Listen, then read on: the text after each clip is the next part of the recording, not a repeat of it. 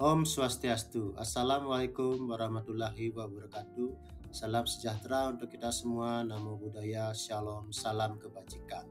Halo sahabat penggerak, perkenalkan saya Koma Agus Widiarta, calon guru penggerak Angkatan 11 dari Kota Denpasar, Provinsi Bali.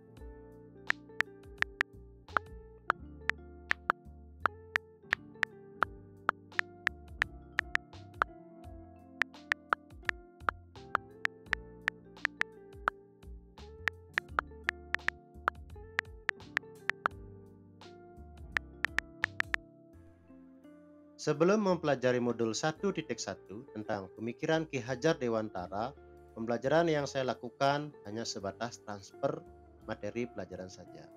Nah, menurut saya penyelesaian penyampaian materi lebih penting daripada memahami karakter murid. Nah, biasanya saya melihat nilai murid hanya dari aspek kognitif saja. Misalnya saat mereka mengerjakan soal berupa tugas atau ulangan harian.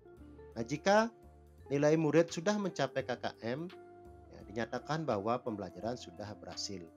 Nah, selain itu saya juga beranggapan bahwa murid hanya sebagai penerima atau objek pembelajaran, sehingga pembelajaran berpusat pada guru atau istilahnya teacher center. Nah, sebelumnya saya tidak mempedulikan apakah murid sudah benar-benar paham dari apa yang saya ajarkan atau tidak, karena fokus utama saya melihat penyelesaian penyampaian materi, mengingat materi yang saya ajarkan cukup banyak. Nah, saya juga meminta siswa untuk membaca kembali materi yang saya ajarkan tanpa memikirkan bagaimana cara agar materi tersebut dapat mudah dipahami dengan sepenuhnya. Sehingga saya pun sering merasa gagal dan mengeluh jika banyak murid saya yang tidak tuntas setelah melakukan evaluasi.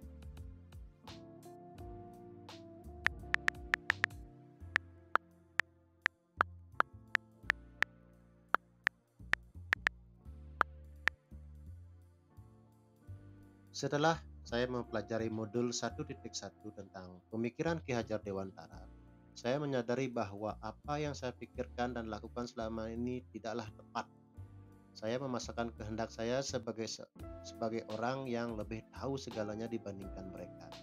Seharusnya saya lebih memberi dorongan dan tuntunan terhadap segala kekuatan kodrat yang dimiliki anak agar ia mampu mencapai keselamatan dan kebahagiaan yang setinggi-tingginya.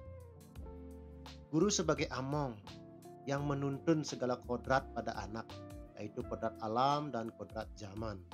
Nah, kodrat alam yang dimiliki anak yaitu kemampuan atau potensi yang dimiliki anak sejak lahir.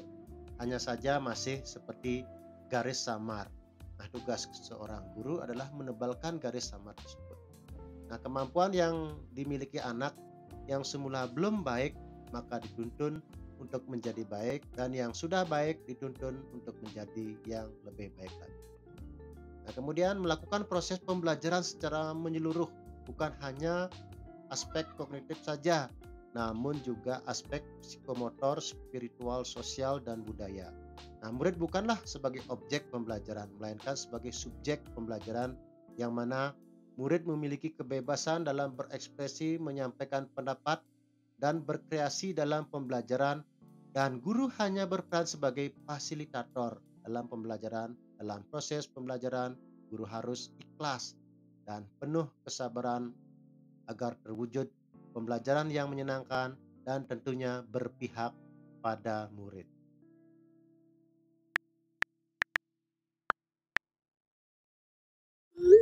Yang dapat saya terapkan dalam pembelajaran di kelas antara lain merancang pembelajaran yang menyenangkan yang mampu menarik perhatian murid dengan cara melibatkan murid sebagai subjek pembelajaran atau student center. Selanjutnya saya akan menerapkan pembelajaran abad 21 yaitu berpikir kritis, kreatif, komunikatif, dan kolaboratif dengan berpegang teguh pada konsep pembelajaran yang memerdekakan anak. Nah, pembelajaran yang dilakukan dengan cara memberikan tuntunan, karena tugas guru adalah menuntun kepada murid sehingga pembelajaran yang berpihak pada murid dapat tercipta dengan baik. Demikian pemaparan saya terkait kesimpulan dan refleksi pemikiran Ki Hajar Dewantara. Akhir kata saya tutup dengan moto guru penggerak yaitu tergerak, bergerak, dan menggerakkan. Om Santi Santi Santi Om.